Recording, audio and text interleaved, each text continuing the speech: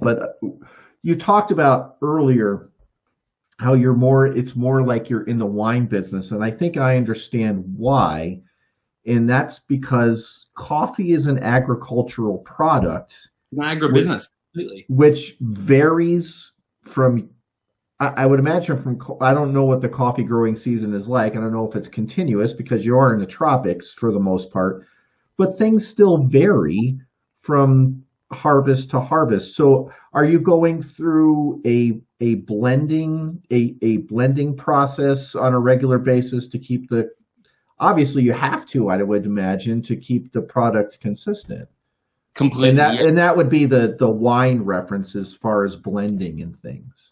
Completely, yes. Coffee is an agribusiness.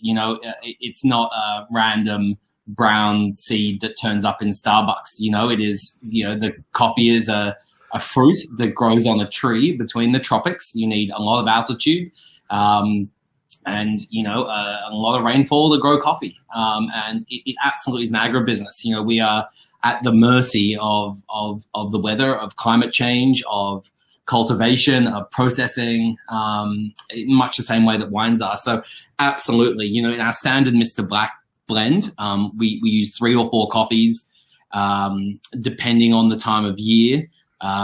We do, because we've been, for 8 years at Mr. Black now, we do have some good long-standing relationships with good, reliable suppliers, but rainfall characteristics change coffee, supply constraints change how much we can get. There are some coffees that we just can't do without.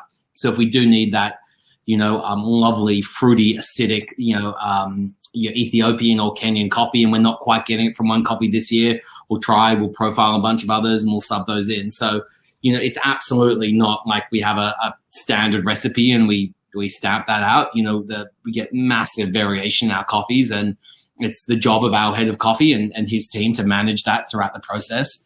But the benefit of, 8 years and over 1 million bottles later is like we've got just such a remarkable amount of data about what, when, why, how, roast profiles, extraction time. We measure everything. I say a lot like we're at the decimal points of the company. It's not good by accident, right? You just have to be precise and it's absolutely the challenge of the guys is to make a consistent, beautiful, delicious product, while dealing with the ebbs and flows of nature.